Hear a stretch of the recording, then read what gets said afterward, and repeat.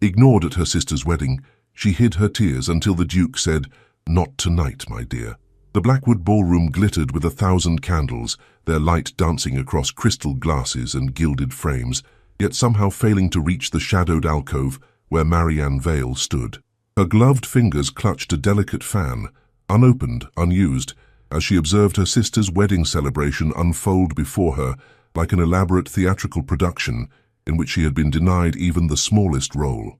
"Such a radiant bride," whispered an elderly dowager to her companion, "and the elder Miss Vale, well, one cannot help but wonder why she remains unwed at 26. Perhaps because she lacks both fortune and vivacity," came the reply, deliberately pitched to Carrie, "though I suppose someone might eventually settle for her quiet temperament." Marianne pressed her lips together, the slight tremble betraying the emotion she fought desperately to contain. The musicians played a sprightly quadrille, and the wedding guests whirled about in patterns as precise as the social hierarchy that had placed Seraphine Vale, now Lady Blackwood, at its pinnacle and relegated Marianne to its shadows. Seraphine's laughter rang out above the music as Lord Blackwood twirled his new bride beneath a canopy of white roses and silver ribbons. Her golden curls caught the light, her diamond tiara sending prisms dancing across the marble floor.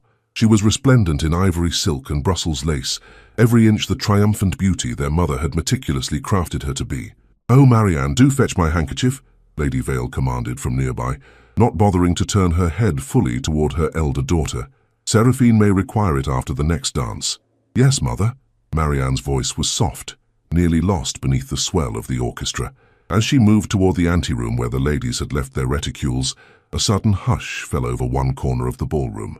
Like a ripple in still water, the silence spread until even the musicians faltered, their notes trailing into uncertainty. The Duke of Thornfield had arrived. Tall and imposing in his perfectly tailored evening attire, he stood in the grand doorway, his presence commanding the attention that wealth and title invariably secured. His dark hair was swept back from a face that poets might describe as severe rather than handsome, all clean lines and sharp angles, softened only by the surprising gentleness of his gaze. That gaze now swept the room with cool detachment until, inexplicably, it settled upon Marianne. She froze, her heart stuttering beneath her ribs. For one breathless moment, she felt truly seen, not as Seraphine's plain sister or Lady Vale's disappointing firstborn, but simply as herself. The Duke inclined his head slightly, the barest acknowledgement, before turning to receive Lord Blackwood's effusive greeting. Marianne continued her errand, retrieving her mother's handkerchief with fingers that trembled more pronouncedly now. When she returned to the ballroom, she found Seraphine surrounded by admirers, while Lady Vale looked on with undisguised pride. "Your handkerchief, mother," Marianne murmured, extending the delicate scrap of lace. Lady Vale accepted it without looking away from Seraphine. "Do stand up straighter, Marianne.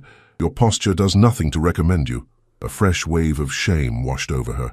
Marianne lifted her chin and squared her shoulders, though she knew no amount of proper posture would transform her into the daughter her mother wanted. "Lady Vale," a deep voice intoned from behind them, "may I have the honor of an introduction to your elder daughter?" The Duke of Thornfield stood before them, his expression unreadable. Lady Vale's surprise manifested in a rapid fluttering of her fan. "Your Grace, what an unexpected pleasure. Of course, this is my daughter, Miss Marianne Vale." "Miss Vale," he bowed with formal precision, "I believe I have had the pleasure of admiring your watercolors at Lady Harrington's exhibition last season." Marianne felt the color rise in her cheeks. "You are mistaken, Your Grace. I have never exhibited my paintings." "Then the world has been denied a singular talent," he replied, his gaze unwavering.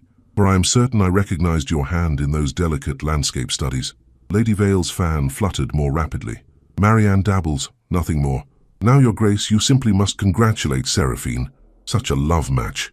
Lord Blackwood is besotted." "In due time, madam." The Duke's attention remained fixed on Marianne. "Miss Vale, would you honor me with the next dance?" A collective gasp seemed to ripple through their immediate vicinity. Marianne felt the weight of dozens of curious eyes, heard the whispers already beginning to circulate. She began, only to be interrupted by her mother. "Marianne does not dance, Your Grace. A persistent ankle weakness, you understand. But Seraphine would be delighted."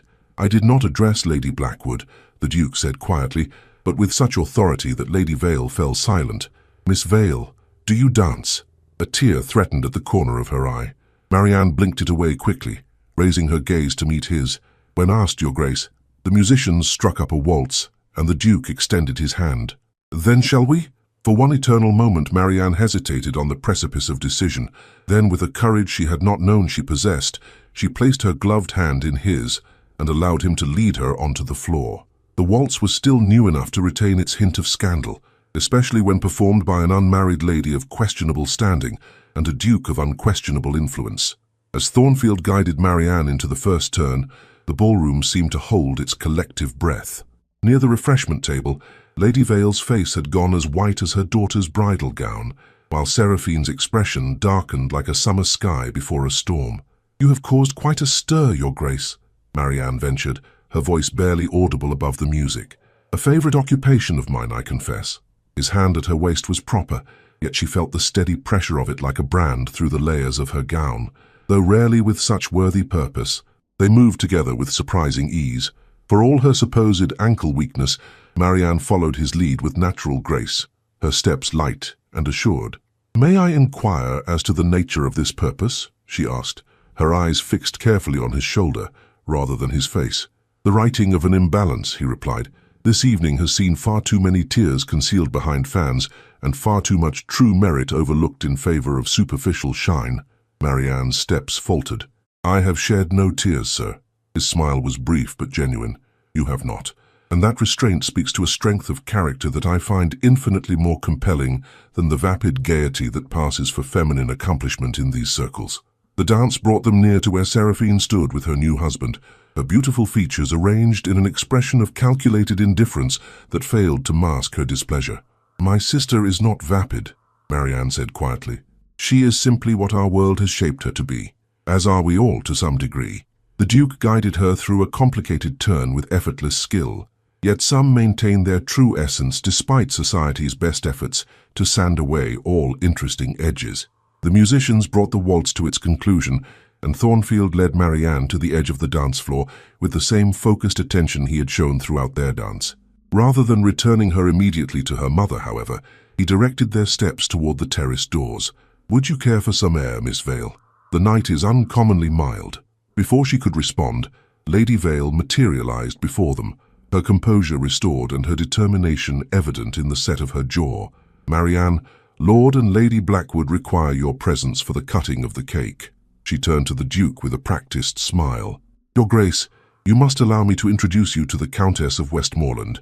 She has been most eager to make your acquaintance." "Another time, perhaps," he replied with a slight bow. "Miss Vale and I were just stepping out for a moment of respite from the crowd." Lady Vale's smile tightened. "I fear that would be most improper, Your Grace. Marianne's reputation, you understand, is of the utmost concern to me," he finished smoothly. "Which is why we shall remain in full view of the ballroom, with the doors open to the night air." Without waiting for further objection, he offered Marianne his arm and led her onto the stone terrace. The night air was indeed mild, scented with roses from the garden below. Stars scattered across the velvet sky like diamonds on black silk, far more beautiful than any tiara. "Your mother is most protective," Thornfield observed, his tone dry. "Of appearances, yes." Marianne gazed out over the darkened garden. "Though I suspect her current concern has more to do with Seraphine's displeasure than my reputation." "Ah, yes. One must not outshine the bride on her wedding day." He leaned against the stone balustrade, studying her profile in the spill of light from the ballroom. "Though in your case I fear the crime is not outshining, but simply shining at all." Marianne turned to him, puzzlement clear in her expression. "Your Grace, I must confess I do not understand your interest. We have never been formally introduced before tonight. I am neither beautiful like my sister, nor accomplished in any notable way. Why single me out for such attention?" He considered her for a long moment before answering. "Because when I entered that ballroom amid all the silk and diamonds and carefully rehearsed laughter, you alone appeared real, a living, breathing woman, rather than a porcelain figurine arranged for display." "You find authenticity in my plainness?" she asked, unable to keep a hint of bitterness from her tone. "I find beauty in your truth," he corrected gently. "The quiet dignity with which you bear your mother's casual cruelty, the genuine smile you offered your sister, despite her transparent jealousy of even the smallest attention paid to you, the tear you refused to shed when it would have given others satisfaction to witness your pain." That unshed tear threatened again, and this time Marianne could not blink it away before it escaped, tracing a silent path down her cheek. She turned quickly back toward the garden, mortified by her weakness. "Forgive me," she whispered. "You speak too kindly, and I find myself unequal to it." Inside the ballroom, the orchestra began a lively country dance. Laughter and the rhythmic sound of feet against the floor spilled out onto the terrace. The celebration continued unabated, oblivious to the small drama unfolding in its margins. "Miss Vale," the Duke said, his voice pitched low enough that only she could hear him. "Marianne, look at me, please." Slowly, she turned back to face him, dignity reasserting itself in the straightening of her spine and the lifting of her chin. He reached into his pocket and withdrew a pristine handkerchief. With gentle precision, he offered it to her. "Not tonight, my dear," he murmured, his eyes holding hers. "Tonight your tears are too precious to be hidden." The clock had just struck midnight when the Duke of Thornfield guided Marianne back into the ballroom, her composure restored, though her heart still trembled with each beat. Lady Vale descended upon them immediately, her smile stretched thin across her features like varnish cracking upon old wood. "There you are, Marianne. Lady Blackwood has been asking for you. Your Grace, the Countess is positively languishing without your company." "A condition from which I am certain she will recover," Thornfield replied smoothly. "Miss Vale, might I claim another dance before the evening concludes?" Before Marianne could reply, a commotion near the center of the room drew their attention. Seraphine stood amid a circle of guests, her face flushed with more than just bridal joy, her voice carrying clearly across the suddenly hushed space. "Utterly absurd, as if my own sister would attempt to secure attention on my wedding day, and from the Duke of Thornfield, no less." Her laugh was brittle, glass-like. "Poor Marianne, always so desperate for notice." Lady Vale's face drained of color. "Excuse me, Your Grace, I must attend to my daughter." As she hurried away, Thornfield's expression darkened. "Your sister appears to have partaken too liberally of the champagne." "Seraphine has never required spirits to speak her mind," Marianne replied quietly, "though she usually exercises more discretion regarding her audience." The Duke's hand came to rest at the small of her back, a gentle pressure that somehow steadied her. "Shall we approach, or would you prefer to withdraw from this particular scene?" Before she could answer, Seraphine's gaze found them at the periphery of the crowd. Her eyes narrowed, her mouth twisting into something that only superficially resembled a smile. "Ah, and here is the lady herself, returned from her private tête-à-tête with His Grace." Seraphine's voice rang with theatrical solicitude. "Dear sister, you must be more careful. The Duke is known for his fleeting interests in unusual specimens. Once the novelty wears off, you'll find yourself more alone than before." A collective inhalation swept through the assembly. Lord Blackwood moved to his bride's side, murmuring something urgent in her ear, but Seraphine shook him off impatiently. "Come now, let us not pretend," she continued, her voice pitched to carry. "We all know Marianne is here merely by obligation." Mother insisted, though I warned her it would cast a pall over the festivities. "Some people simply lack the constitution for joy." Marianne stood motionless, each word striking like a physical blow, yet something in the Duke's steady presence beside her prevented her from retreating into the shadows, as she had done so many times before. "Lady Blackwood," Thornfield said, his voice cutting through the whispers like a blade through silk, "you do yourself no credit with such remarks." Seraphine's smile faltered. "Your Grace, I merely state what everyone knows to be true. My sister has always cultivated an air of martyred silence. It's her particular talent. I find, madam, that those who speak most confidently of what everyone knows are often those who know least themselves." The Duke stepped forward, placing himself between Marianne and the gathering crowd. "And as for talents, I have observed that true accomplishment seldom announces itself so stridently." Lord Blackwood moved forward with visible relief. "Well said, Your Grace. My dear," he addressed Seraphine, "perhaps we should commence the final toast. Our guests will soon be departing." But Seraphine was not to be deterred. "How gallant you are, Your Grace, to champion my sister so. One might almost think—" She paused, her eyes widening with sudden malicious inspiration. "But of course, how did I not see it before? Mother has been angling for this match all along. The sad spinster and the solitary Duke, what a perfect arrangement of convenience." Lady Vale gasped audibly. "Seraphine, you forget yourself entirely." "Do I?" Seraphine tossed her golden head, the diamonds in her tiara catching the light like shards of ice. "Was it not you, Mother, who instructed Marianne to wear that particular shade of blue tonight? "It brings out your eyes, dear," you said, as if anything could make her remarkable enough to capture a duke. A terrible silence fell over the assembly. Marianne felt the weight of every gaze, the pressure of judgment and pity and cruel curiosity. Her chest constricted until she could scarcely draw breath. Then, like a warm current cutting through icy waters, the Duke's voice rose clear and measured. "I find Miss Vale quite remarkable enough without any maternal stratagems," he said, turning to face the room at large. "Indeed, I consider myself fortunate to have discovered her true worth, where others have been blind to it." He turned back to Marianne, his expression softening as he met her gaze. "Miss Vale, would you grant me a moment of private conversation? There is a matter of some importance I wish to discuss." The murmurs rose again, a tide of speculation washing through the ballroom. Lady Vale stepped forward, panic evident in her quick movements. "Your Grace, I must insist—" "You must insist upon nothing, madam," Thornfield interrupted, his tone brooking no argument. "Your daughter is of age and fully capable of deciding whether to grant my request." All eyes turned to Marianne, who stood at the center of more attention than she had received in all her previous 26 years combined. The familiar urge to retreat, to disappear into the background, washed over her with almost overwhelming force. But then she looked at the Duke, at his steady gaze and the quiet strength he offered, and found herself nodding. "I would be honored to speak with you, Your Grace." With a gentleness that belied his commanding presence, he offered his arm. "Then shall we seek a moment's privacy in the library? I believe Lord Blackwood would not object." The young lord, clearly eager to move past the scene his bride had created, nodded quickly. "Of course, Your Grace. Jenkins will show you the way."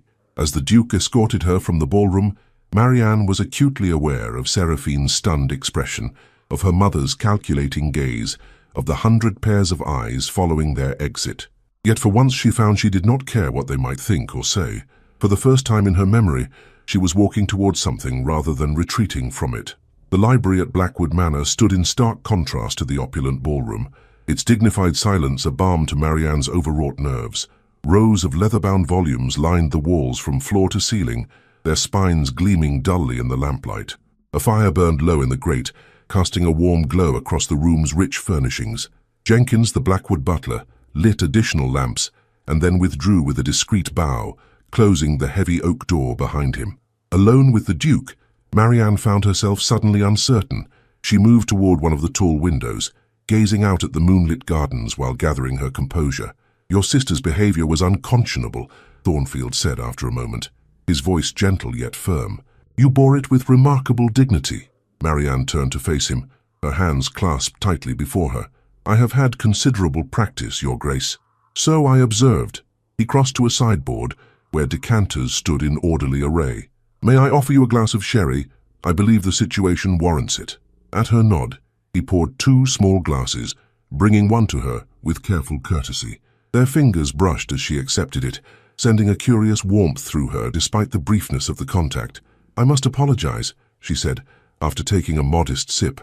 "You have been drawn into a family drama, not of your making." "On the contrary," he replied, "I inserted myself quite deliberately." He studied her over the rim of his glass. "Though I confess, I did not anticipate quite such a theatrical response from Lady Blackwood. Seraphine has always commanded attention most effectively." A hint of rueful affection colored her tone. "Even as children, she possessed an instinct for the dramatic moment. While you developed an instinct for fading into the background, it was not a question." Marianne moved to one of the leather armchairs positioned before the fireplace, sinking into it with uncharacteristic abandon. It seemed the most peaceful course. Yet peace purchased at such cost can hardly be worth the price.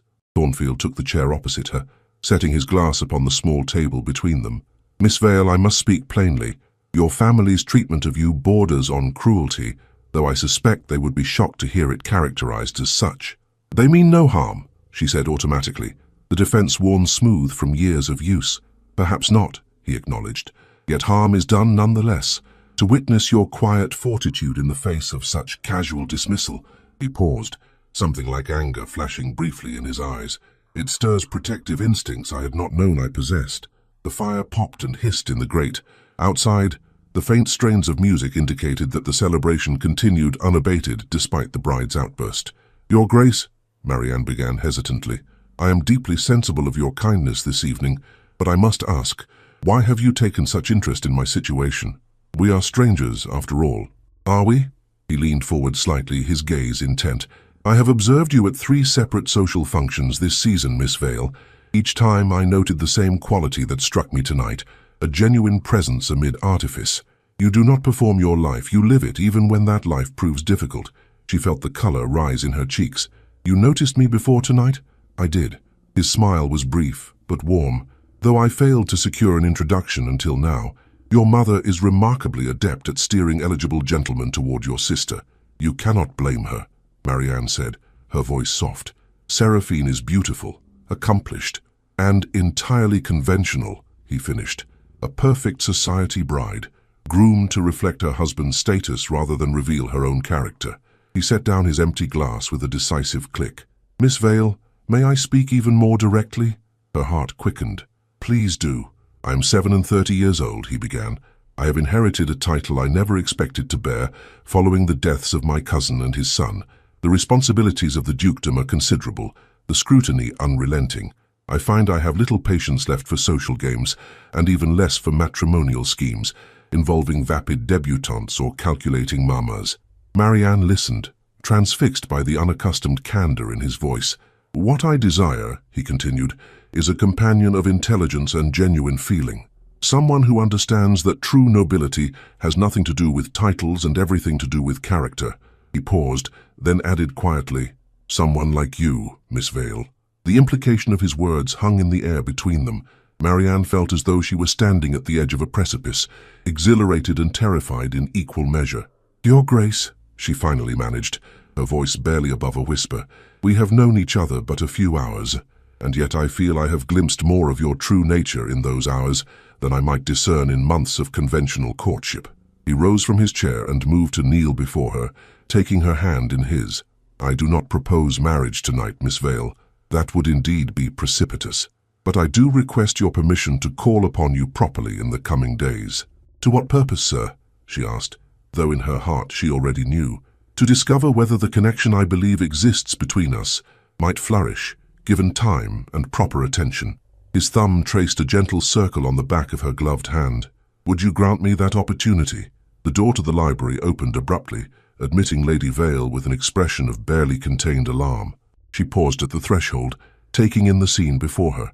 The Duke kneeling at Marianne's feet, their hands joined, their faces close.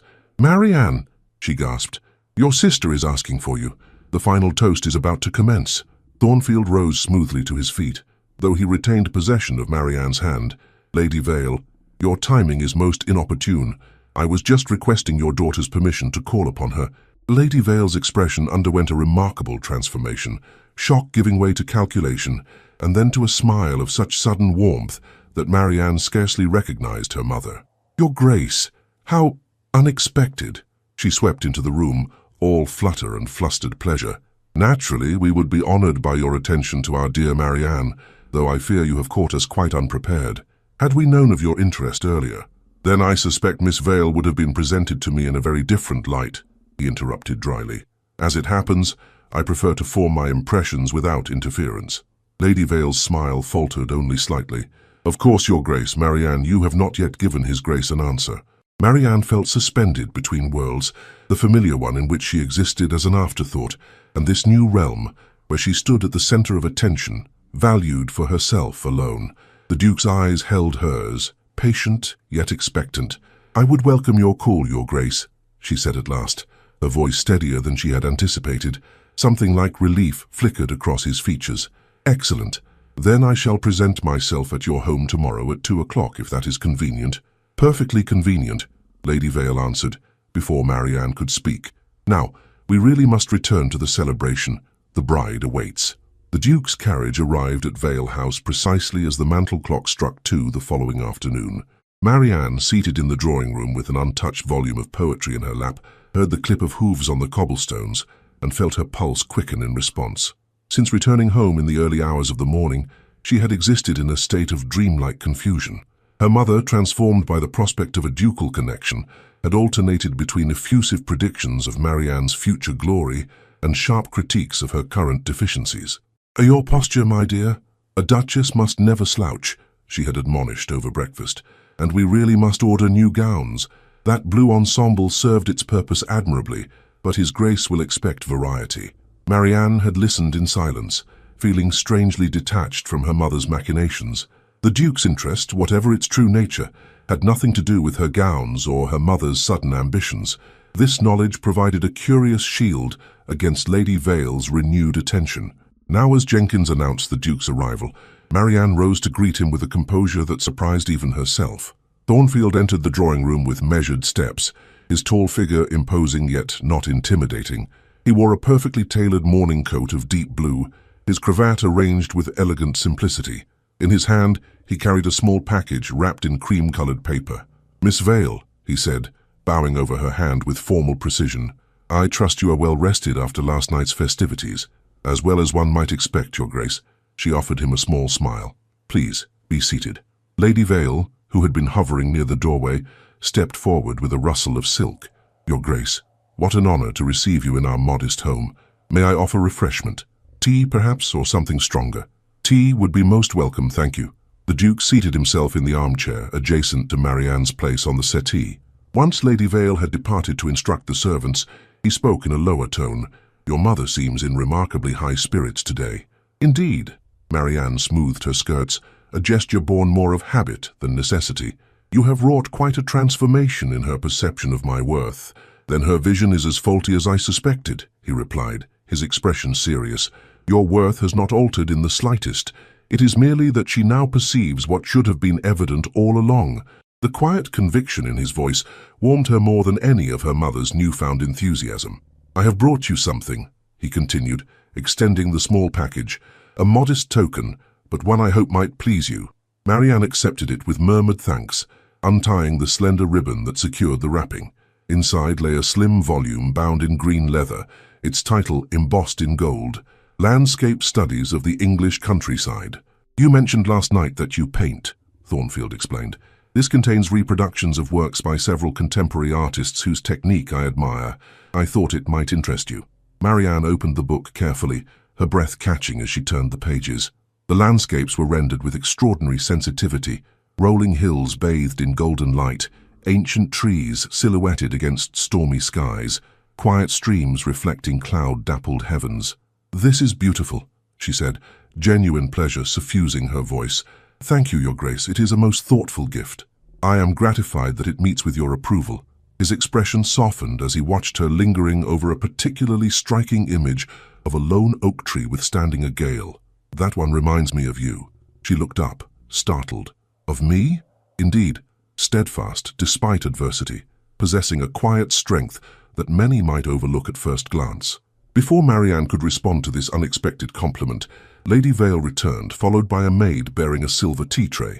"Here we are," Lady Vale announced brightly.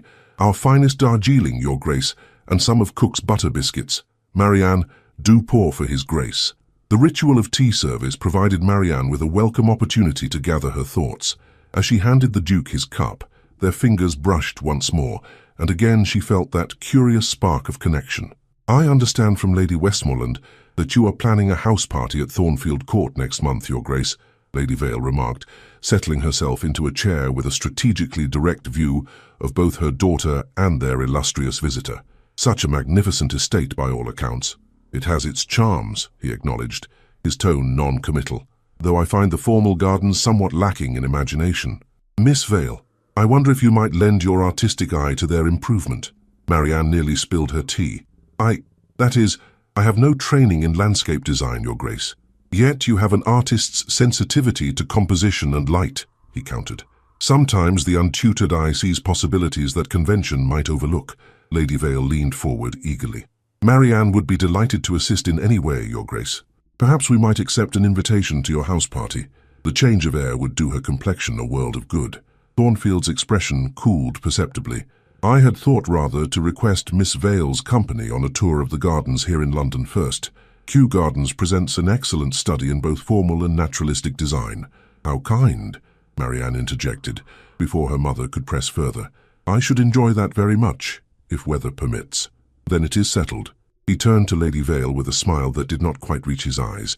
"With your permission, madam, I should like to escort Miss Vale to Kew Gardens tomorrow afternoon. My carriage will call for her at 1 o'clock. Chaperoned, of course," Lady Vale stipulated. though her tone made it clear that she would hardly stand in the way of a duke's wishes. Naturally, my aunt, Lady Harrington, has agreed to accompany us. He set down his cup with a decisive click. Now I have taken enough of your time for one day. Miss Vale, I look forward to our excursion tomorrow. As he rose to take his leave, Marianne felt a curious mixture of anticipation and trepidation. The Duke's interest remained a mystery she could not quite unravel, yet she found herself increasingly drawn to his quiet intensity and unexpected kindness. At the door he paused, taking her hand once more. "Until tomorrow, Miss Vale. Until tomorrow, Your Grace." She curtsied, the gesture automatic yet somehow newly meaningful. When the door closed behind him, Lady Vale turned to her daughter with an expression of barely contained exultation. "Well, I must say, Marianne, you have surprised us all. A duke, and such a particular one too. Lady Blackwood will be beside herself when she hears of it." "Mother," Marianne said quietly, "please do not write to Seraphine about this. The Duke has shown me some kindness, nothing more. I would not have it twisted into something that might cause my sister pain." Lady Vale waved away this concern with an impatient gesture. "Nonsense! Seraphine has made her match. It is your turn now, and a far grander one than any of us anticipated." She clasped her hands together, eyes alight with calculated pleasure. "We must begin preparations immediately. Your wardrobe requires complete renovation. A duke's bride must be beyond reproach in every detail." "Mother, please." "The Duke has not yet," Lady Vale interrupted, already lost in her plans. "But he will, my dear. Mark my words, no man of his station pays such attention without serious intent. By summer's end, you shall be a duchess." Kew Gardens unfurled before them in verdant splendor, the May sunshine casting dappled patterns through the canopy of newly leafed trees. Lady Harrington, the Duke's aunt, walked several paces ahead, her parasol tilted at a precise angle that somehow managed to shield her complexion while permitting her an unobstructed view of the path ahead. "My aunt's discretion is legendary," Thornfield remarked as he guided Marianne along a winding path bordered by rhododendrons in riotous bloom. "She will afford us privacy while maintaining all proper appearances." Indeed, Lady Harrington seemed to possess an uncanny ability to remain simultaneously present and absent, close enough to satisfy propriety, yet far enough to allow for genuine conversation. "She seems a most accommodating chaperone," Marianne observed, adjusting her own parasol against a sudden shaft of sunlight. "Have you known her long, Your Grace?" "All my life," he replied with a rare smile. "She is my mother's sister, and has been more of a parent to me than either my father or mother ever managed to be. My father was absorbed in his parliamentary duties, and my mother in her social obligations. It was Aunt Margaret who taught me to appreciate beauty in unexpected places." His gaze lingered on Marianne's face as he spoke these last words, causing her cheeks to warm with a blush she could not suppress. "You disconcert me, sir," she admitted, focusing her attention on a particularly vivid azalea to her right. "I am unaccustomed to such direct regard." "Another indictment of your family's discernment," he said, his tone light yet underscored with genuine feeling. "Tell me, Miss Vale, what do you think of these formal gardens? Do they please your artistic sensibility?" Grateful for the change of subject, Marianne considered the geometrically arranged flower beds that stretched before them in a precise pattern. "They are undeniably impressive," she said after a moment. "Yet I find I prefer the wilder sections of the garden, where nature is guided rather than commanded." "Exactly so." He nodded with evident satisfaction. "That is precisely my feeling regarding the gardens at Thornfield Court.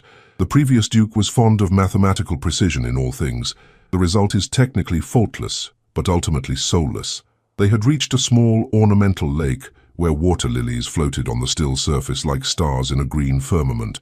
Lady Harrington had paused at a respectful distance, apparently absorbed in the contemplation of a marble statue representing some classical deity. "I should like to show you Thornfield Court," the Duke said suddenly, "not as part of a house party with its tedious social obligations, but privately, or as privately as propriety allows." He turned to face her directly. "Would that interest you, Miss Vale?" "It would," she admitted, her voice barely above a whisper. "Very much." He smiled then, a genuine expression that transformed his austere features. "Excellent. I shall speak with your mother about arrangements. Perhaps next week if your schedule permits." "My schedule is remarkably empty, Your Grace," she replied, with a touch of self-deprecating humor. "I am not in great demand for social engagements. A state of affairs that will soon change, I suspect. He offered his arm to lead her around the perimeter of the lake. "Already Lady Westmoreland has inquired most particularly about my interest in you." Marianne tensed. "What did you tell her?" "That my attentions to Miss Vale were precisely what they appeared to be, the natural interest of a gentleman who had discovered a lady of uncommon merit." His hand covered hers where it rested on his arm, a brief, reassuring pressure. "I do not play games, Marianne, nor do I court scandal for its own sake. My interest in you is genuine and honourable." The use of her given name the first time he had spoken it sent a tremor through her that had nothing to do with impropriety and everything to do with the growing connection between them. "I believe you," she said simply. They walked in companionable silence for several minutes, the gentle splashing of a nearby fountain providing a soothing counterpoint to the distant calls of other visitors. "Your sister's wedding was lavish," the Duke observed eventually. "Lord Blackwood seems a decent sort, if somewhat under his bride's influence." "Edward is kind-hearted," Marianne agreed. "He genuinely loves Seraphine, though I fear he does not yet fully understand her nature." "And what nature is that in your estimation?" Marianne considered carefully before answering. Seraphine was raised to believe that beauty and charm were her only currency in the world. Mother encouraged competition between us from our earliest years, though there was never any real contest. My sister learned that triumph required someone else's defeat. It is not entirely her fault that she treats life as a series of battles to be won. "You are remarkably generous toward those who have shown you little kindness," Thornfield noted, his voice softening. "It speaks to a compassion that I find increasingly rare in our society." Lady Harrington chose that moment to rejoin them, her timing impeccable as always. "The tropical house is particularly fine today," she announced, falling into step beside them. "The orchids are in magnificent bloom. Shall we proceed in that direction?" "An excellent suggestion, Aunt," the Duke replied, including Marianne in his warm glance. Miss Vale was just demonstrating her capacity for seeing beauty where others might miss it. They spent another hour wandering the gardens, conversation flowing with increasing ease among the three of them. Lady Harrington proved to be a woman of considerable wit and intelligence, her observations on both botany and society revealing a mind that remained vigorously engaged with the world despite her advanced years. As they returned to the Duke's carriage, Lady Harrington took Marianne's hand in both of hers. "My dear, you must come to tea at my house on Thursday next. I should like to show you my collection of botanical illustrations. Richard tells me you have some talent with watercolors." "You are too kind, my lady," Marianne replied, genuinely touched by the invitation. "I should be delighted to view your collection." "Then it is settled." Lady Harrington turned to her nephew with a knowing smile. "You may escort Miss Vale, Richard, provided you promise not to monopolize her attention entirely. I wish to form my own impressions." "As if you have not already done so, Aunt," he replied with good-humored resignation. "Very well, I shall endeavor to make myself scarce for at least a portion of the visit." As the carriage bore them back toward Vale House, Marianne found herself reflecting on the extraordinary turn her life had taken in the space of a mere 2 days. From invisible sister to the object of a duke's attention, it seemed scarcely credible. Yet the evidence sat beside her, his presence solid and reassuring in its reality. Whatever came of this unexpected connection, Marianne knew with sudden clarity that she would never again accept the role of shadow that her family had assigned her. The Duke's regard had awakened something in her that could not be returned to dormancy, a sense of her own worth independent of others' assessment. It was a fragile thing still, this newfound self-awareness, but growing stronger with each moment spent in his company. The invitation to visit Thornfield Court arrived on gilt-edged stationery, the ducal crest embossed in deep crimson at its head. Lady Vale received it with trembling hands, her eyes widening as she scanned its contents. "A personal invitation from the Duke himself," she breathed, passing the letter to Marianne, "for a 3-day visit next week. My dear, this exceeds even my most optimistic expectations." Marianne read the formal lines with care, noting the precise, elegant script that she now recognized as the Duke's own hand, rather than that of a secretary. He requested the pleasure of both Lady Vale's and Miss Vale's company from Tuesday until Friday, mentioning specifically his desire to show Marianne the gardens and picture gallery. The postscript, added in a slightly less formal tone, indicated that Lady Harrington would also be in residence to ensure all proprieties were observed. "We must begin preparations immediately," Lady Vale declared, already mentally cataloguing the wardrobe requirements for such a significant visit. "Your new walking dress should be ready by Monday, and the blue evening gown with the silver embroidery.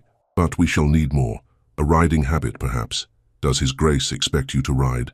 I have no idea what His Grace expects, Mother, Marianne replied, folding the invitation carefully. Nor do I intend to present myself as something I am not. If the Duke wishes to know me, then let him know me as I am. Lady Vale paused in her excited planning, regarding her elder daughter with a mixture of exasperation and bewilderment. Marianne, you cannot mean to squander such an opportunity through some misguided notion of authenticity. A gentleman of the Duke's station expects certain accomplishments in his future Duchess. The Duke has not spoken of marriage, Marianne reminded her, though her pulse quickened at the mere suggestion. He has shown me kindness and attention, nothing more. Nonsense. Lady Vale waved away this objection with an impatient gesture. Her Duke does not invite a young lady to his country estate, chaperoned or not, without serious intentions. Mark my words, he will make an offer before summer's end. The possibility, once articulated, lingered in Marianne's thoughts like perfume in still air. She had not allowed herself to contemplate such an outcome, focusing instead on the immediate pleasure of the Duke's company, without daring to project beyond their next meeting. Now, alone in her bedchamber that evening, she permitted herself to imagine what life as the Duchess of Thornfield might entail. The title itself meant little to her. It was the man who bore it that had captured her interest, his quiet intensity, his genuine appreciation for her thoughts and feelings, his ability to see beyond the surface to the person beneath. These qualities drew her to him far more than his wealth or status. Yet she could not entirely dismiss the practical implications of such a match.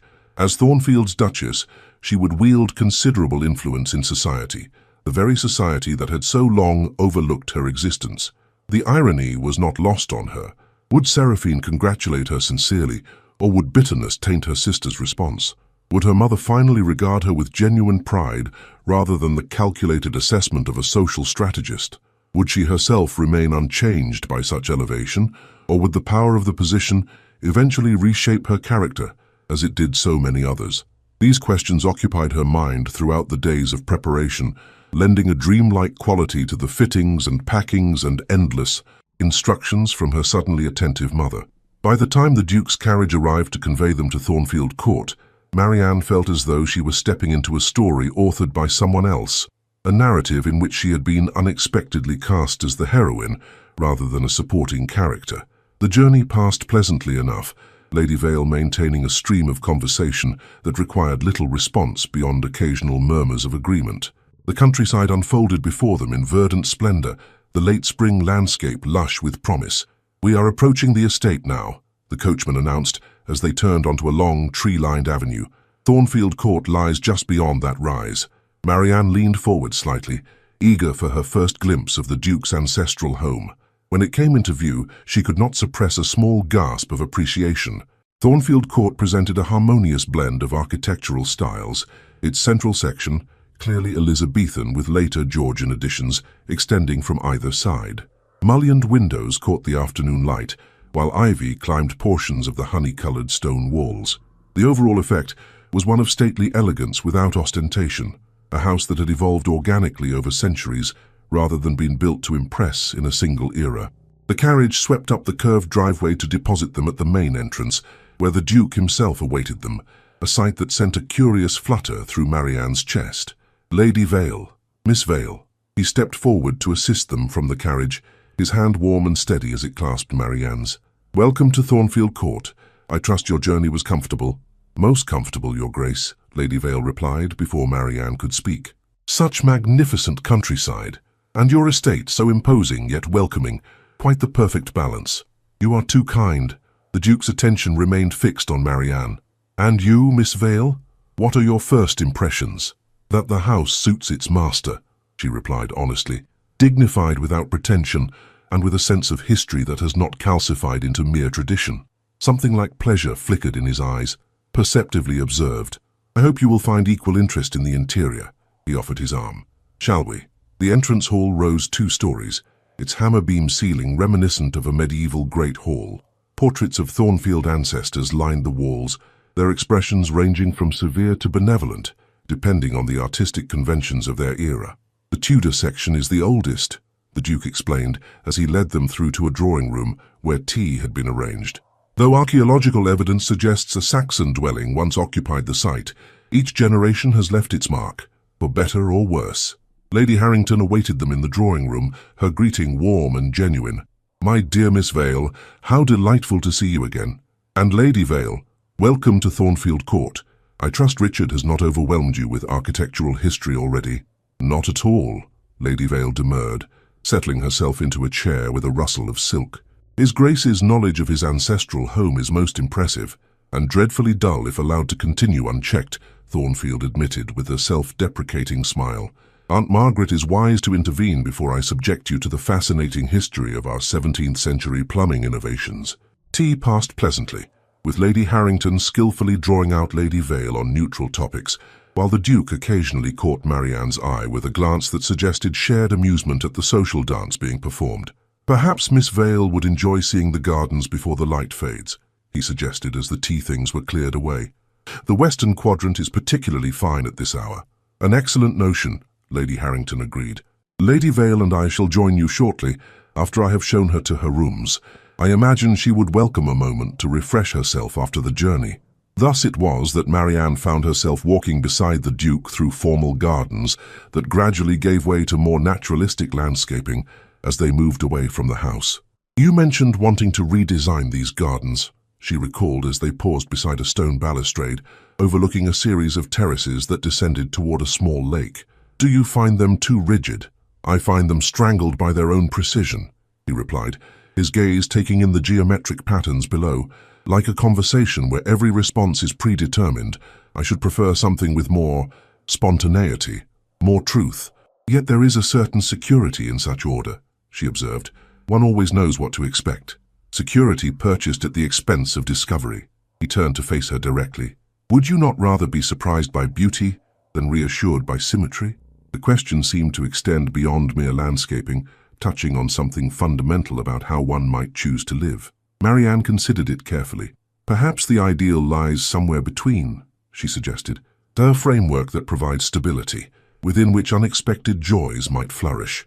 The 3 days at Thornfield Court unfolded with a gentle rhythm that Marianne found increasingly beguiling.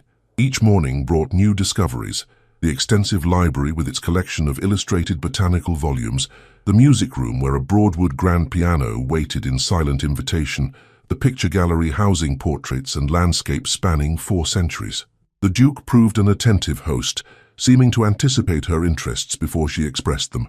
When she mentioned a fondness for early English watercolorists, he produced a portfolio of Turner sketches acquired by his grandfather.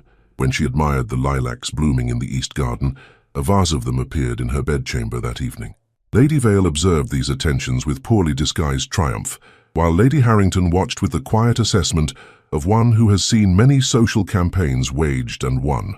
On their final evening, the Duke arranged a small dinner party, inviting several neighboring families to meet his guests. Marianne, wearing her new gown of celestial blue silk with its subtle silver embroidery, found herself the object of curious scrutiny from ladies who had clearly heard rumors of the Duke's interest. "Miss Vale, I understand you are an accomplished watercolorist," remarked Lady Pembroke, a matron of formidable aspect whose daughter had once been considered a potential match for the Duke.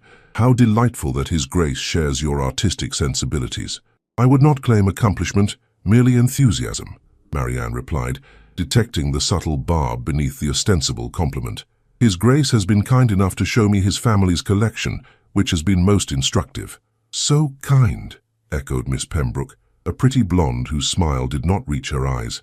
"His Grace has always been known for his charitable interests."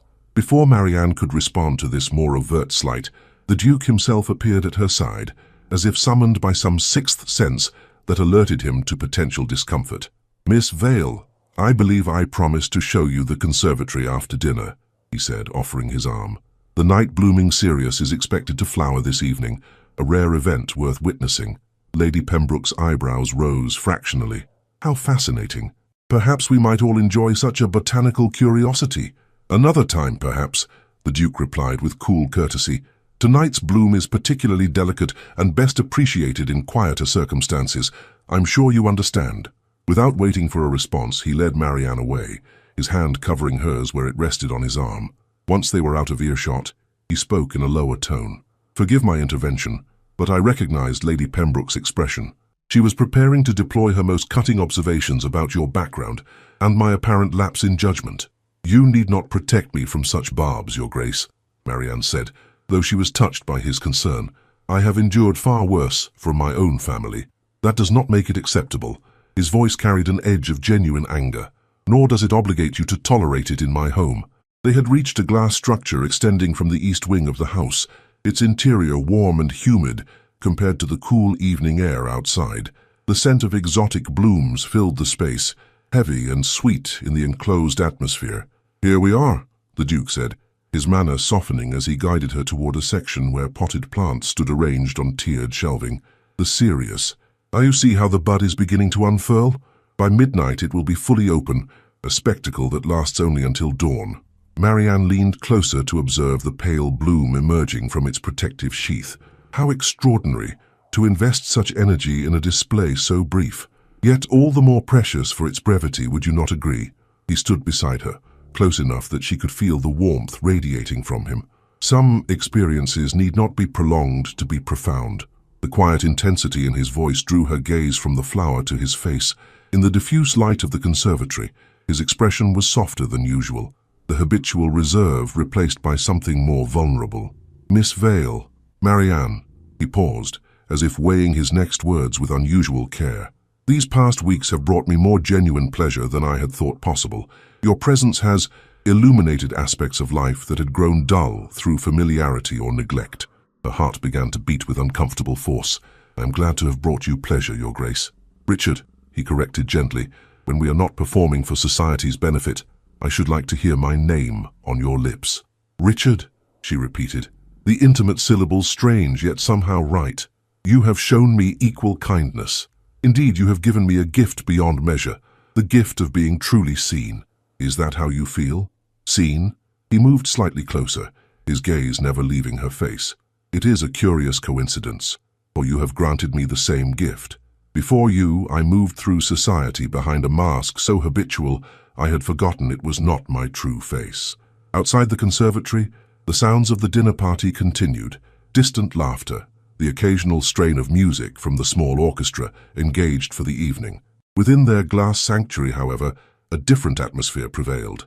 Intimate, expectant, charged with unspoken possibility. "Marianne," he took her hands in his, the gesture both gentle and deliberate. "I did not invite you to Thornfield Court merely to show you my gardens or my art collection. I brought you here because I wished you to see my home, to understand the context of my life, before I ask you to consider sharing it." The moment expanded around her, crystalline in its clarity. She knew with absolute certainty what would follow, yet still found herself trembling slightly in anticipation. "What I am trying to say, with perhaps less eloquence than the moment deserves, is that I have grown to care for you deeply." His thumbs traced small circles on the backs of her hands, the touch sending ripples of awareness through her entire being. "Your intelligence, your quiet strength, your compassion, despite difficulties that would embitter many, these qualities have captured my heart entirely." He released one of her hands to reach into his pocket, withdrawing a small velvet box that he held without immediately opening. "I know that our acquaintance has been brief by conventional standards. Society would counsel a longer courtship, more public appearances together, a gradual progression toward this moment." "Society counsels many things that bring little joy," Marianne replied, finding her voice at last. "And time is an imperfect measure of connection." His smile then was like sunrise breaking over the horizon. "Precisely so. Then let me speak plainly. Marianne Vale, would you do me the extraordinary honor of becoming my wife? Not for my title or my fortune, but for the simple reason that I believe we might build a life of genuine meaning together." He opened the box to reveal a ring, unlike any Marianne had seen before. Not a traditional diamond, but an oval sapphire surrounded by small pearls in an antique gold setting. "It was my grandmother's," he explained. "A woman of remarkable intellect and kindness, whom I think would have recognized a kindred spirit in you." Marianne looked from the ring to his face, searching for any hint of doubt or hesitation. Finding none, she allowed the full force of her own feelings to surface, feelings she had carefully tempered until this moment. "Yes," she said simply, "with all my heart, yes." His hands were steady as he removed the ring from its velvet nest and slipped it onto her finger. It fit as though made for her, the deep blue of the sapphire complementing the silver embroidery on her gown.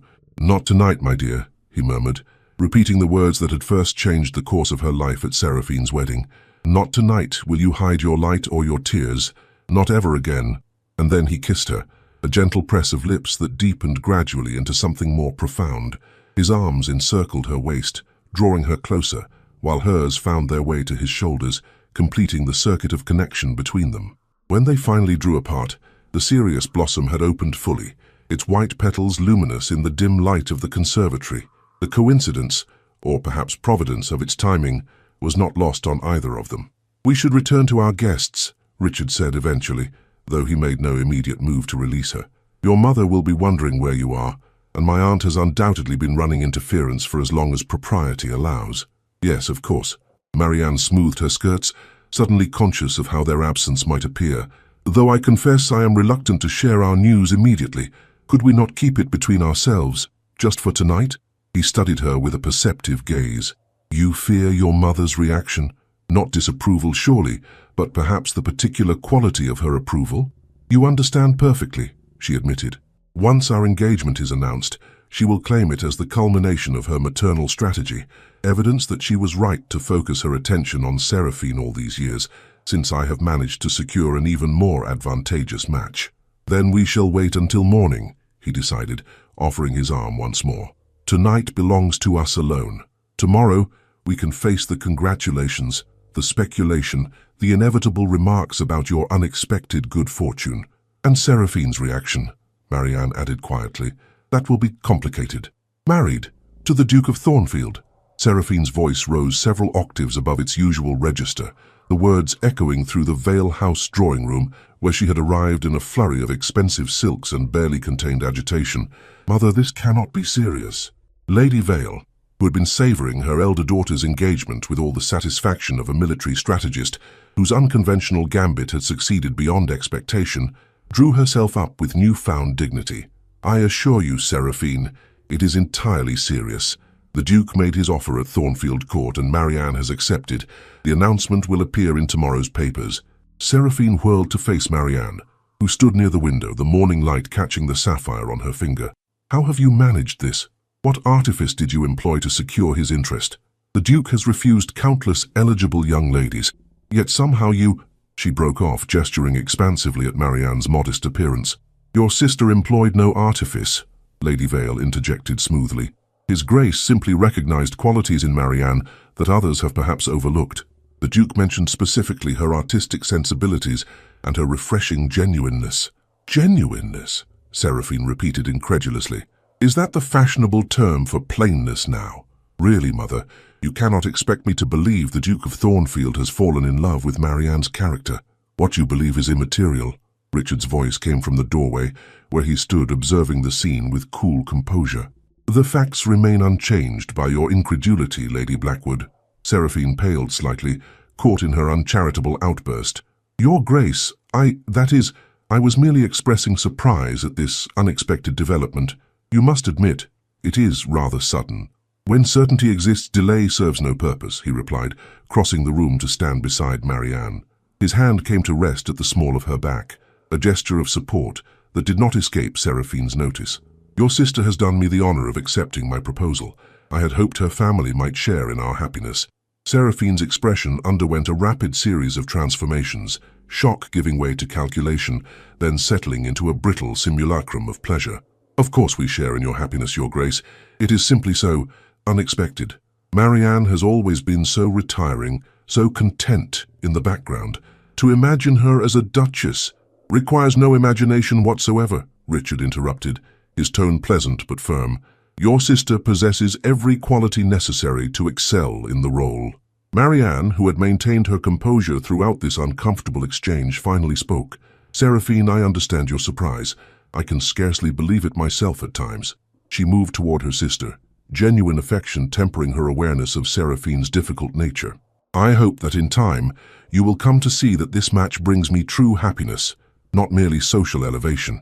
Something in her sincerity seemed to penetrate Seraphine's defensive armor. For a brief moment, a flash of the sister Marianne had once known, before competition and maternal favoritism had corrupted their relationship, appeared in Seraphine's eyes. You truly care for him, she said, less a question than a realization. And he for you. Yes, Marianne replied simply. We do. Seraphine's gaze shifted between her sister and the Duke, as if attempting to reconcile this reality with her understanding of the world.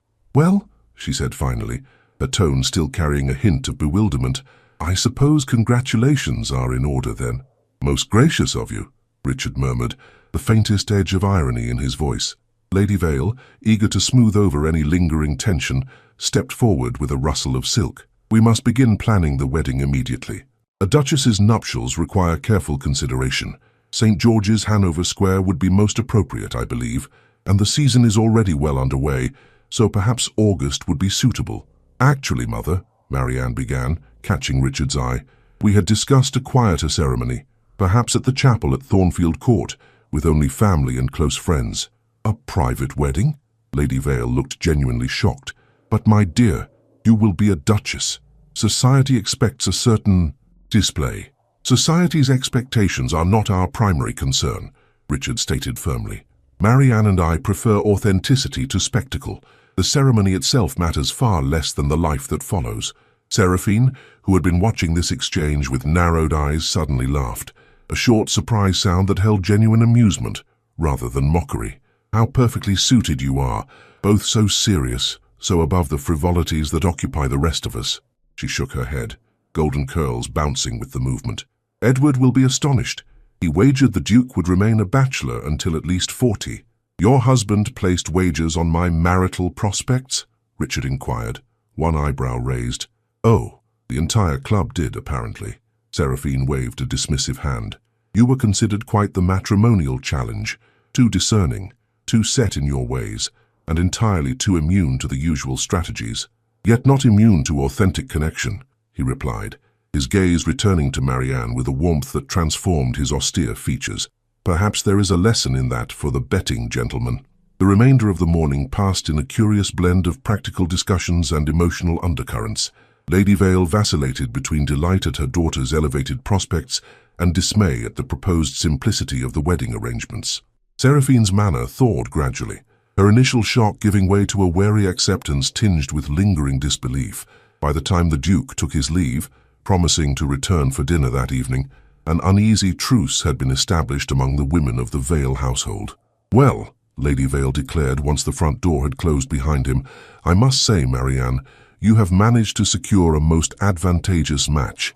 The Duke is perhaps not as handsome as Lord Westmoreland's son, but his title is superior, and his fortune unencumbered by debt. How fortunate that these practical considerations align with Marianne's tender feelings, Seraphine observed dryly, arranging her skirts as she settled more comfortably into an armchair. Though I confess, sister, I remain curious about how this attachment formed so rapidly. At my wedding you were practically invisible, and yet somehow you captured the interest of the most eligible bachelor in England. Marianne, who had been gazing out the window at Richard's retreating figure, turned to face her sister with newfound confidence. Perhaps I was invisible because no one truly looked at me. The Duke did. At the risk of reopening wounds, Seraphine, Lady Vale interjected, your behavior at the wedding was hardly conducive to presenting your sister in a favorable light. Indeed, your unfortunate outburst might have drawn His Grace's attention to Marianne's quiet dignity by contrast. Seraphine flushed slightly. I had perhaps indulged too freely in the champagne, she conceded. But my point remains. It is extraordinary that in the space of a few weeks Marianne has progressed from overlooked spinster to future duchess. The world is full of such ironies, Marianne replied mildly, though I would remind you that my value as a person has not changed, merely others' perception of it. This observation silenced both her mother and sister momentarily, each woman confronted with the uncomfortable truth embedded within it. Well, Lady Vale said at last, rising from her chair with an air of renewed purpose, perceptions matter a great deal in our world, as you will soon discover when you assume your role as Duchess of Thornfield. We must ensure that your wardrobe and deportment reflect your new station appropriately. Richard values authenticity above all else, Mother, Marianne reminded her gently. I have no intention of transforming myself into someone unrecognizable simply because my circumstances have changed. Authenticity is all very well, my dear, but a certain standard is expected of a duchess. Lady Vale's tone brooked no argument. His Grace may appreciate your natural qualities, but society will be less forgiving of any deficiencies in your presentation." Seraphine, who had been observing this exchange with growing interest, suddenly laughed again, this time with something approaching genuine warmth. "Oh, Marianne, I begin to understand the Duke's fascination. You remain utterly yourself despite everything. It is rather admirable in its way." The admission, grudging though it was, represented perhaps the first sincere compliment Seraphine had offered her sister in years. Marianne acknowledged it with a small smile, recognizing the concession it represented. "Thank you, Seraphine. Your good opinion means more to me than you might imagine." "Do not become accustomed to it," her sister replied, though the words lacked their usual sting. "I fully intend to be monstrously jealous when you outrank me at every social function hereafter. Yet you will always be the beautiful one," Marianne said without bitterness. "Some hierarchies remain unchanged, regardless of titles." Seraphine's expression softened fractionally. "Beauty fades, sister. Duchesses, however, endure." She rose gracefully from her chair. "Now I must return home. Edward will be wondering where I've disappeared to, and I simply cannot wait to see his expression when I tell him the Duke of Thornfield is to be my brother-in-law." After Seraphine's departure, Marianne retreated to her bedchamber, seeking solitude in which to process the morning's events. The sapphire ring caught the light as she moved, a constant reminder of the extraordinary change in her circumstances. Yet amid the wonder of Richard's love and the dazzling prospects before her, a quiet certainty provided her greatest comfort. Whatever came next, she would face it as herself, not as the shadow she had been, nor as some artificial construction of what a duchess should be, but as Marianne Vale Thornfield, finally and completely seen. The weeks preceding the wedding unfolded in a flurry of arrangements and adjustments, with Lady Vale reluctantly conceding to the couple's preference for simplicity while ensuring that certain standards of ducal propriety were maintained. The chapel at Thornfield Court would host the ceremony, but the guest list had expanded somewhat beyond the intimate gathering Marianne had initially envisioned. The Prime Minister's wife would be mortally offended if overlooked, Lady Vale insisted during one of their planning sessions. And Lord and Lady Hartington have been particular friends of the Thornfield family for generations. "Mother, we cannot possibly accommodate every social obligation," Marianne protested, reviewing the list that seemed to grow longer with each day. The chapel seats 60 at most, and we had hoped for perhaps half that number. Richard, who had been observing this exchange with patient amusement, finally intervened. Perhaps a compromise might be reached. The ceremony itself could remain relatively private, with a larger reception to follow in the gardens, weather permitting. Lady Vale seized upon this suggestion with alacrity. "An excellent solution, Your Grace. A garden reception would be most elegant, and we could then include the broader circle without overcrowding the chapel." Marianne gave Richard a grateful smile, recognizing his diplomatic intervention for what it was, an attempt to preserve the essence of their vision while acknowledging the social realities of their position. These negotiations, however, proved merely the prelude to a far more delicate matter. 1 week before the wedding, a letter arrived from Seraphine, its contents casting a momentary shadow over the preparations. "My sister writes that she is indisposed and may be unable to attend the ceremony," Marianne informed Richard as they walked through the recently redesigned East Garden at Thornfield Court. "She expresses her deepest regrets, of course." Richard's expression remained carefully neutral. "Do you believe this indisposition to be genuine?" "I believe it to be convenient," Marianne replied after a thoughtful pause. "Seraphine has always been the center of attention in our family. To attend a ceremony where she must play a supporting role to my starring one, well, it would require a generosity of spirit she has not yet developed." "Yet she is your sister," he observed. "Would her absence not cast a pall over your happiness?" Marianne considered the question seriously, examining her own feelings with the honesty that had drawn Richard to her in the first place. "I would prefer her presence," she admitted finally. "Not because I need her approval, but because I still hope that someday we might forge a genuine sisterhood, free from the competition that has defined our relationship for so long." Richard's hand sought hers, his thumb brushing lightly over the sapphire of her engagement ring. "Then perhaps we should visit the Blackwoods before the wedding. A personal appeal might prove more effective than correspondence." "You would do that?" Marianne looked up at him with surprised gratitude. "Subject yourself to what will almost certainly be an uncomfortable encounter." "I would do far more difficult things to secure your happiness," he replied simply. "Besides, Lord Blackwood is a reasonable fellow. His influence might help sway your sister toward a more gracious response. The following day found them in the drawing room at Blackwood House, where Edward received them with genuine warmth, while Seraphine maintained a coolly polite demeanor that stopped just short of outright hostility. "How kind of you to call," she remarked after the initial pleasantries had been exchanged, "though I fear my condition makes entertaining difficult at present." "We would not dream of taxing your strength," Richard replied smoothly. "Indeed, our visit is brief by necessity, as the wedding preparations require Marianne's attention. We wished merely to express our hope that you might reconsider your decision regarding attendance." Seraphine's perfectly arched eyebrows rose slightly. "You received my letter, then? As I explained, my health is somewhat delicate at the moment." "Seraphine," Edward interjected gently, "perhaps you might speak more directly with your sister. His Grace and I could withdraw to the library for a few moments to discuss the new agricultural reforms." The suggestion, tactfully presented, was clearly designed to provide the sisters with privacy. After a moment's hesitation, Seraphine nodded her acquiescence. Once the gentleman had departed, she turned to Marianne with a sigh that seemed to release some of her rigid composure. "Well, sister, you have secured the Duke's devotion most thoroughly if he is willing to make social calls on your behalf." Marianne chose her words with care. "Richard understands that despite our complicated history, you remain important to me. He wishes our wedding day to bring me unalloyed joy, which your absence would diminish." "How considerate of His Grace," Seraphine replied, though the sarcasm in her tone had softened somewhat. "And what of you, Marianne? Do you truly desire my presence or merely wish to complete the perfect family tableau?" "I want my sister," Marianne said simply. "Not for appearance's sake, but because despite everything, I love you. I always have, even when that love was difficult to express or receive." Something in Seraphine's expression shifted, a momentary vulnerability glimpsed through the cracks in her carefully maintained facade. "You make it very hard to maintain a dignified resentment," she murmured. "It would be so much easier if you behaved like a triumphant rival." "I have never been your rival, Seraphine. That was Mother's construction, not mine." "Perhaps." Seraphine smoothed an invisible wrinkle from her skirt, a habitual gesture when unsettled. "But you must admit, the irony is rather stark.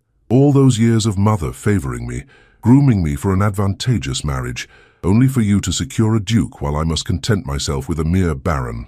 The complaint was so characteristic of Seraphine, simultaneously petulant and revealing, that Marianne could not suppress a small smile. "Is Edward not worth a dozen dukes in your estimation? He adores you, Seraphine, truly and completely, without reservation or condition." Seraphine's gaze softened as she considered her husband. "He does, doesn't he? Despite my many difficult qualities." She sighed again, this time with genuine feeling rather than dramatic effect. "Very well, Marianne. I shall attend your wedding, though I make no promises about maintaining an entirely gracious demeanor throughout." "I would expect nothing less," Marianne replied, relief and affection mingling in her voice. "You would not be Seraphine if you did not assert your presence in some memorable fashion." This gentle teasing, reminiscent of their childhood interactions before competition had soured their relationship, drew a reluctant smile from Seraphine. "I suppose I might commission a new gown for the occasion, something suitably spectacular without quite overshadowing the bride." "A challenge worthy of your fashion sense," Marianne agreed, recognizing the concession for what it was, a tentative step toward reconciliation. When the gentleman returned, they found the sisters engaged in a conversation about dress fabrics that, while not exactly warm, lacked the earlier tension. Edward's questioning glance was met with a slight nod from Seraphine, causing his expression to clear with evident relief. "We shall, of course, be honored to attend the wedding," he confirmed, addressing Richard with the straightforward manner that characterized his interactions. "Seraphine's health has improved remarkably in the past few minutes." "Miraculous," Richard agreed, the faintest hint of amusement in his voice. "We are gratified to hear it." As they departed, Marianne felt a curious mixture of emotions: relief at Seraphine's capitulation, hope for the possibility of a genuine improvement in their relationship, and a deeper appreciation for Richard's willingness to involve himself in this complicated family dynamic for her sake. "Thank you," she said simply as their carriage pulled away from Blackwood House. He covered her hand with his own. "For what, precisely?" "For understanding that while Seraphine can be difficult, even hurtful at times, she remains part of me, part of my history and I hope my future. Family relationships are rarely simple," he observed, his expression thoughtful. My own father and I maintained a cordial distance until his death, neither of us quite knowing how to bridge the gulf that had formed during my childhood. I would not wish for you to carry similar regrets." This glimpse into his own family history touched Marianne deeply, adding another layer to her understanding of the man she was about to marry. Like her, he had known the peculiar loneliness that could exist even within a family, the sense of being unseen or misunderstood by those who should know one best. "I believe," she said after a moment's reflection, "that our shared experiences of isolation may prove a foundation for something quite extraordinary between us. We know the value of true connection precisely because we have felt its absence." Eloquently expressed, as always.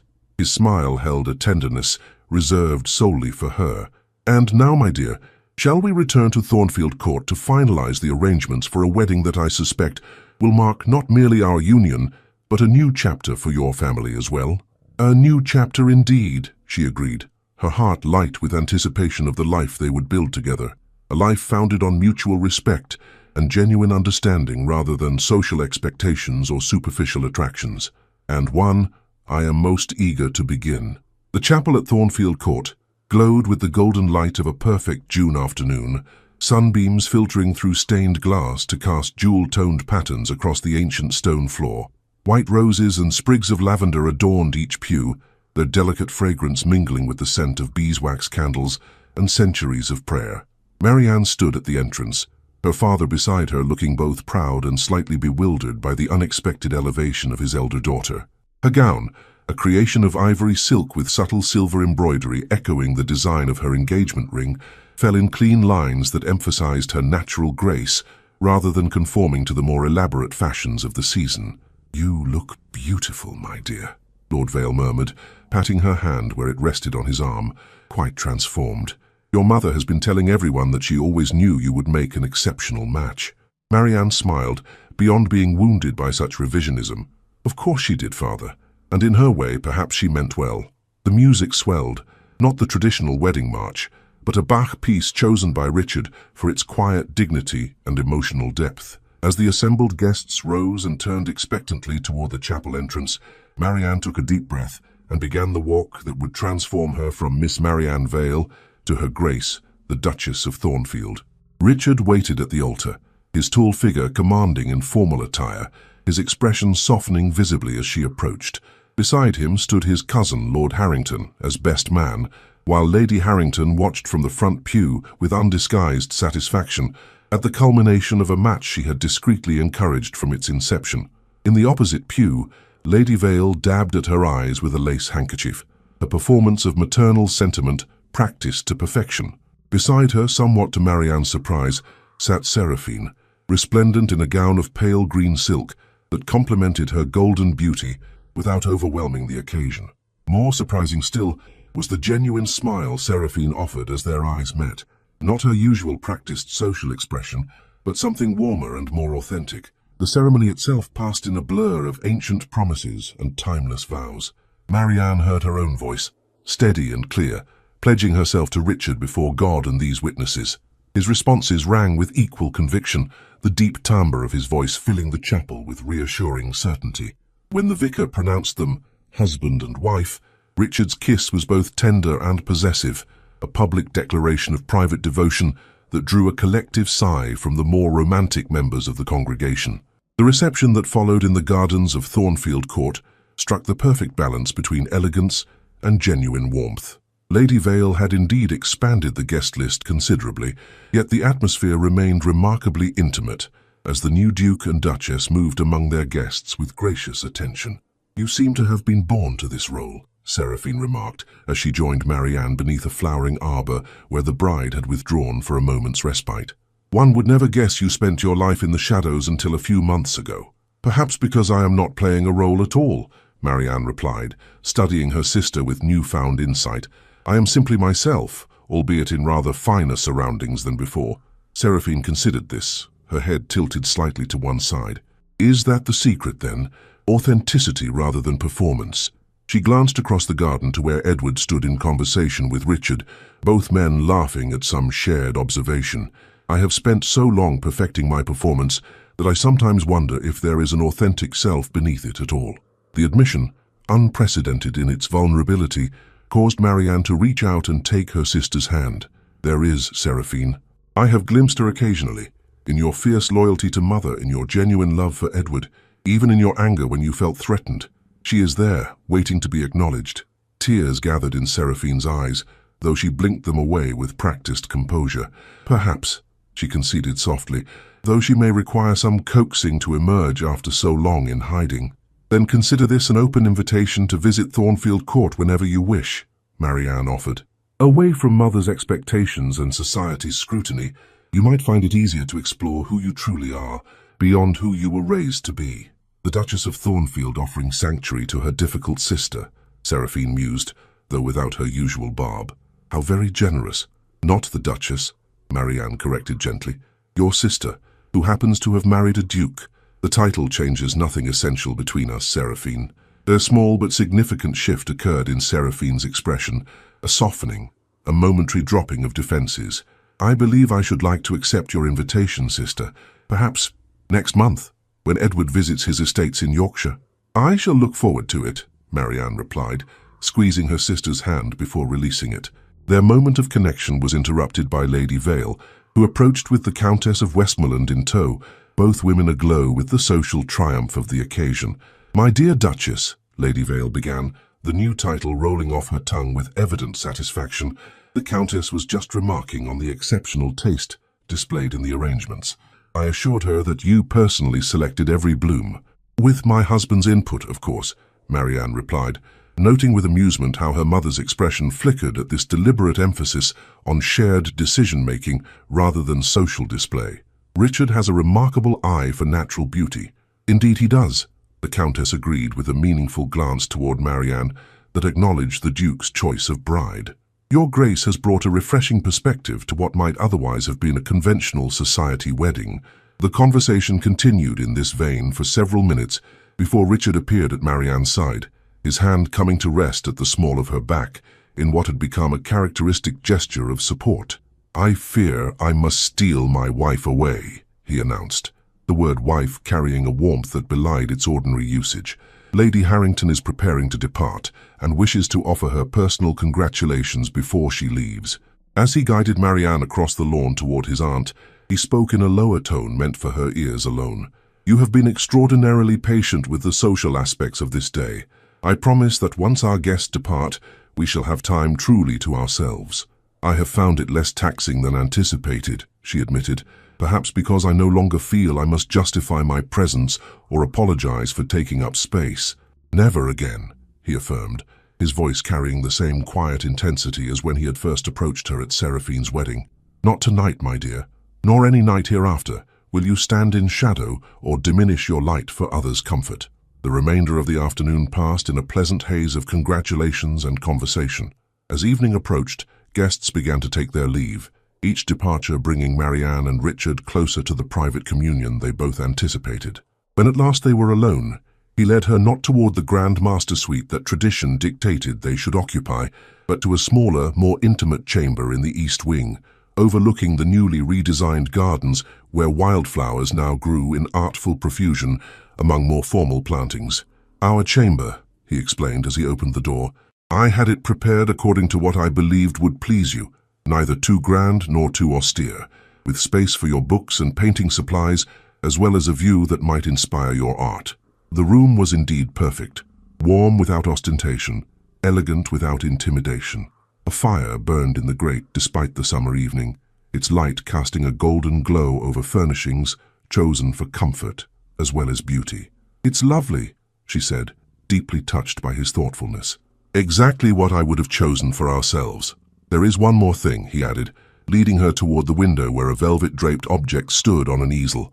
With careful hands, he removed the covering to reveal a watercolor painting, a landscape of extraordinary sensitivity, depicting a lone figure standing in a sunlit garden, face turned toward the light. "Your work," she breathed, recognizing the delicate brush strokes and luminous quality that characterized his grandmother's artistic style. "But how? Found in the attic among her personal effects," he explained. "The resemblance is merely coincidental, of course. Yet when I discovered it, I could not help but see you standing in the light you have always deserved." Marianne studied the painting, struck by the figure's posture, not dejected or diminished but quietly expectant, as though awaiting a long-promised dawn. "A fitting emblem for our beginning," she said softly, "from shadow into light, not through any external transformation, but through the simple power of being truly seen." Richard drew her into his arms then, his embrace both sanctuary and promise. "And so we begin, my love, not as Duke and Duchess, titles that matter little within these private walls, but as Richard and Marianne, two souls who have found in each other that rarest of blessings, complete recognition." As the last golden light of their wedding day faded into dusk, Marianne Vale Thornfield stood fully in the radiance of love's transformative power, no longer the invisible sister, the overlooked daughter, the shadow at life's feast, but a woman wholly herself, wholly loved, and finally irrevocably seen. In the years that followed, Thornfield Court would become known not merely as the seat of a dukedom, but as a place where authenticity was valued above artifice, where art and literature flourished, and where those who had known invisibility in their own lives might find recognition and respect. The Duke and Duchess, whose unusual love story had scandalized and captivated society in equal measure, would establish a foundation for young women of artistic promise but limited means, ensuring that talent need never again languish in obscurity for want of opportunity or encouragement. And if visitors to Thornfield Court sometimes remarked upon the curious sight of the Duchess and her sister, once famous for their strained relations, laughing together like carefree girls as they wandered through gardens where formal structure and wild beauty coexisted in harmonious balance, the Duke would merely smile, content in the knowledge that healing, like love, required only the courage to be seen and the wisdom to truly see. In a world that prizes spectacle over substance, the quiet soul often stands unseen. Yet true vision, the kind that pierces through society's superficial glare, recognizes authentic beauty in its most unassuming forms. Our story reminds us that being overlooked is not the same as being invisible. It is merely awaiting the gaze discerning enough to recognize our light.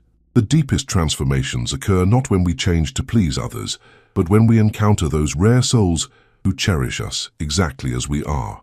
Marianne's journey from shadow to radiance required no alteration of her essential self, only the profound realization that she had always been worthy of love, of recognition, of standing in the full light of her own truth. Perhaps the most powerful message lies in understanding that our worth never depends on others' acknowledgement. Like the serious flower that blooms in darkness, our value exists independent of witness. Yet how the heart flourishes when finally seen. "Not tonight, my dear, shall you hide your tears, nor any night thereafter shall you diminish your brilliance for the comfort of those too accustomed to shadows. Remember, in your own moments of invisibility, that somewhere a gaze awaits that will recognize the extraordinary within your ordinary, the masterpiece within your mundane.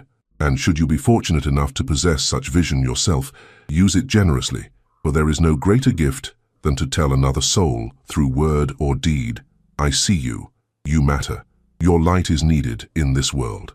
Did you feel the flutter of recognition as Marianne stepped from shadows into light? Perhaps you too have known what it means to stand unseen, or you've been blessed with someone who truly sees you. Either way, this story belongs as much to you as to our characters. Subscribe now to journey with us through more tales of hearts transformed, souls redeemed, and love that arrives precisely when needed. Never too early, never too late, but in that perfect moment when we're ready to be truly seen. Leave a comment sharing your thoughts. Have you ever experienced that moment of recognition, when someone's gaze seemed to acknowledge your deepest self? Or perhaps you've been the one to see beyond someone else's carefully constructed facade to the authentic soul beneath. Your stories matter, your perspective enriches us all. Join our community of readers who understand that the most powerful romances aren't merely about passion or status, they're about the quiet revolution of being truly, completely, and irrevocably seen. Until next time, may you both see and be seen, exactly as you are.